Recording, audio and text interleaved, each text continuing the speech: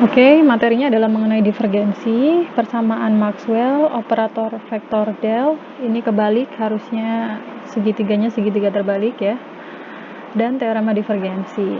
Sebenarnya divergensi operator vektor del itu kan sudah kita bahas ya di vektor, jadi nanti beberapa bagian akan saya skip aja. Intinya nanti kita mau masuk ke teorema divergensi. Teorema divergensi ini teorema persamaan yang sangat berguna untuk nanti ya.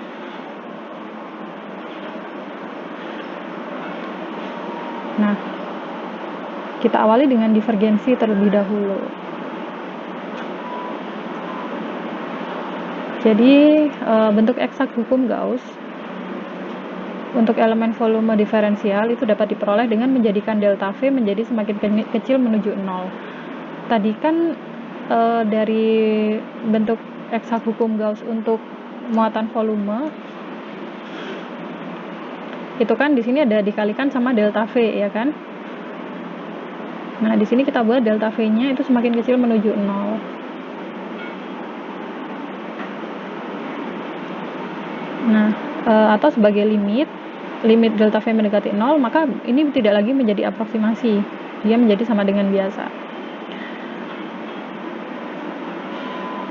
Terlihat bahwa besaran terakhir itu adalah kerapatan muatan volume ini ya, Q per delta V itu kan sebenarnya adalah rapat muatan volume, sehingga dapat diperoleh ini persamaannya menjadi seperti ini.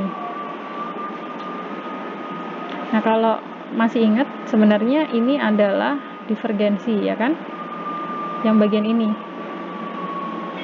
del dikalikan titik dengan suatu vektor ya, tapi nanti kita akan bahas itu lagi.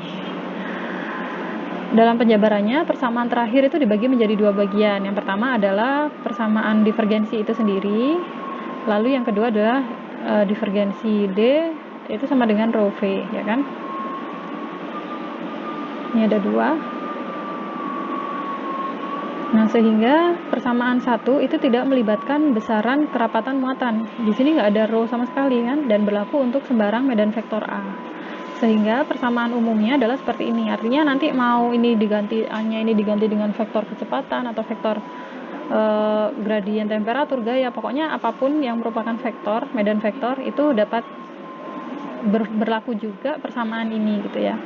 Nah, operator matematika yang ini itu kita sebut sebagai divergensi. Oke, ini sudah pernah kita bahas di materi mengenai vektor, dan divergensi A itu didefinisikan sebagai div A itu sama dengan limit delta V mendekati 0. Ini adalah seperti bentuk hukum Gauss yang tadi ya, dibagi dengan delta V.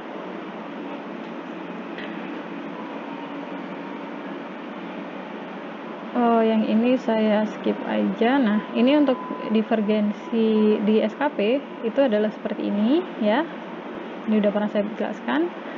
Lalu untuk SKB itu bentuknya seperti ini. Ini untuk SKS ya.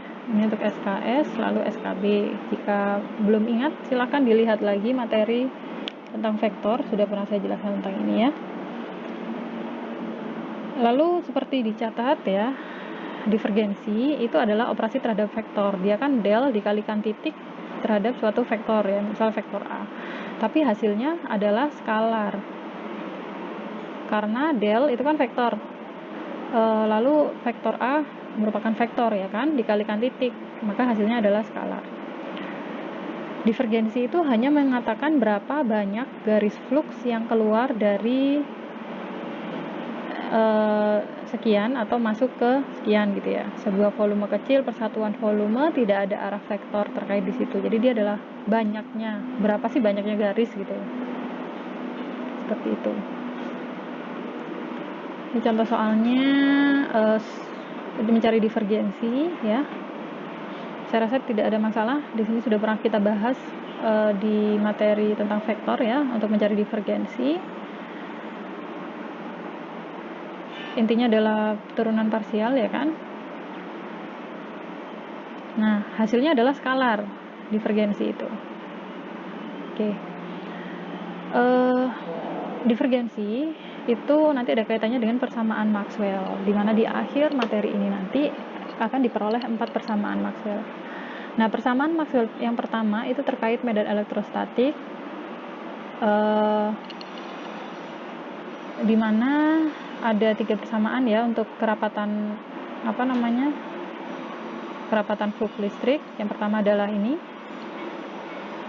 merupakan definisi divergensi, di mana divergensi D itu dijabarkannya seperti itu. Lalu divergensi D juga sama dengan rho V, yang mana rho V itu adalah kaitannya dengan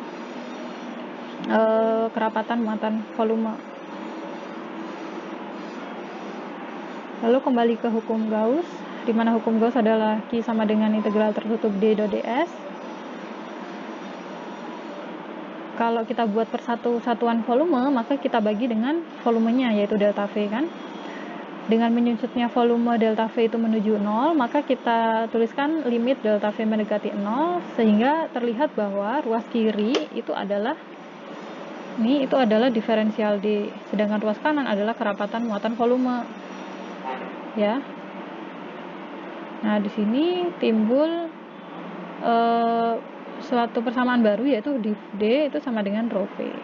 Ini itu adalah persamaan Maxwell yang pertama dari 4 persamaan Maxwell yang terkenal itu yang berlaku untuk medan elektrostatik dan medan magnet konstan, yang menyatakan bahwa flux listrik persatuan volume yang keluar meninggalkan sebuah elemen volume yang sangat kecil itu nilainya sama dengan kerapatan muatan volume di dalamnya. Persamaan ini itu kita sebut sebagai bentuk titik atau juga bentuk diferensial dari hukum Gauss. Kebalikannya, hukum Gauss itu adalah bentuk integral dari persamaan Maxwell yang pertama. Nah, ini adalah beliau ya, James Clerk Maxwell, dan ini adalah 4 persamaan Maxwell yang sangat terkenal. Yang pertama, ini adalah bentuk titik dari hukum Gauss ya. Ini adalah del dot D sama dengan rho, kerapatan muatan. Del dot B ini adalah kerapatan flux magnet. H ini adalah intensitas medan magnet. Ya. Nah, ini baru yang ini nih. Kita baru menemukan satu. Pokoknya ini ada 4 ya. Nanti kita akan menemukan lagi satu-satu masing-masing ini sehingga diperoleh 4 persamaan Maxwell. Oke. Contoh soalnya menentukan divergensi D di sekitar muatan titik Q yang berada di pusat sistem koordinat bola. Karena bentuknya bola, pakainya sistem koordinat bola ya, maka medan D dinyatakan sebagai Q per 4pi R kuadrat AR, karena muatan titik kan, karena muatan titik Q. Divergensi D itu adalah ini ya, D theta dan dV nya 0, karena memang di sini hanya ada komponen dr, komponen skalarnya dr ya kan, sehingga yang dihitung hanya yang ini, karena yang ini 0. Kemudian untuk R tidak sama dengan 0, itu nilainya adalah sekian. Nah, hasil di atas menunjukkan bahwa di setiap titik di sekitar pusat koordinat divergensi D itu sama dengan rho V itu sama dengan 0. Kecuali di titik pusat koordinat itu sendiri, di mana rho V adalah tak berhingga. Nah, seperti itu. Lalu untuk operator vektor del, ini sudah pernah kita bahas, jadi ini saya lanjutkan saja, saya skip saja ya. Intinya kalau misal divergensi D itu dituliskan sebagai del dot D ya, dituliskan sebagai seperti ini kalau dijabarkan. Udah pernah kita bahas kan. Lalu dalam sistem koordinat silinder, maka divergensi D bentuknya seperti ini, kalau di SKB akan seperti ini ya. Nah, divergensi itu akan ditemui dalam pembahasan materi-materi perkuliahan selanjutnya, utamanya dalam bentuk teorema divergensi. Diawali dengan hukum Gauss. Hukum Gauss seperti itu kan ya, persamaan matematisnya. di mana Q itu adalah integral kerapatan muatan volume dV, dan del dot D itu adalah rho. Maka diperoleh nih ya, ini bisa dong kita bawa sini kan nanti.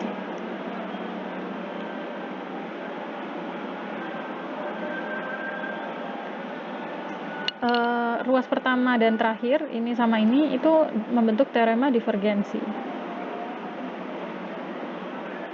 yang dapat dinyatakan sebagai berikut. Integrasi komponen-komponen normal sembarang medan vektor pada sebuah permukaan tertutup sama dengan integrasi dari divergensi medan vektor tersebut untuk keseluruhan volume yang terbungkus permukaan tertutup. Jadi kalau diperhatikan, teorema divergensi ini terdiri atas ruas kiri dan ruas kanan. Yang ruas kiri itu adalah integrasi dari permukaan tertutup, sedangkan yang ruas kanan adalah integrasi dari volume. Artinya, jika diketahui suatu permukaan tertutup, misalnya suatu kubus ya, yang mana kita bisa menghitung integrasi D terhadap permukaannya ya, maka kita dapat mencari nya dengan pendekatan volume juga. Jadi nggak ada dua pilihan lah di sini, mau menggunakan pendekatan permukaan atau pendekatan volume, hasilnya akan sama saja. Teorema divergensi itu berlaku untuk semua medan vektor, walaupun penurunan yang telah ditunjukkan tadi itu spesifik untuk kerapatan flux listrik D. Keren ya.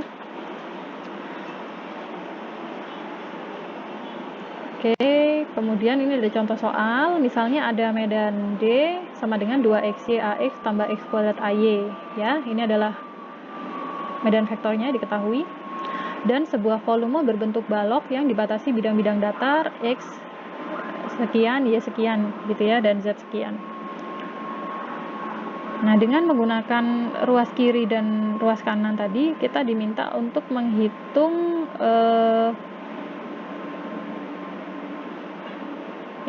menghitung banyaknya muatannya. Yang pertama kita pakai ruas kiri dulu, di mana ruas kiri itu seperti ini ya persamaannya. Ya udah, kita hitung karena dia ada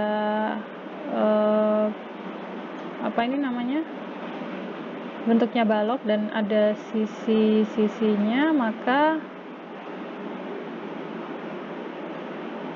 kita cari yang nilainya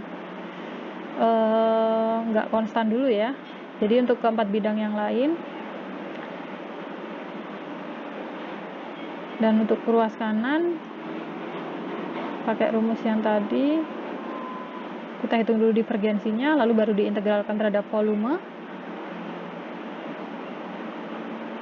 Hasilnya sama, muatannya adalah 12 coulomb gitu ya. Jadi mau pakai ruas kiri, ruas kanan sama, hanya pendekatannya berbeda. Mau pakai yang mana? Sebenarnya lebih gampang yang volume ya, karena stepnya lebih sedikit. Seperti itu.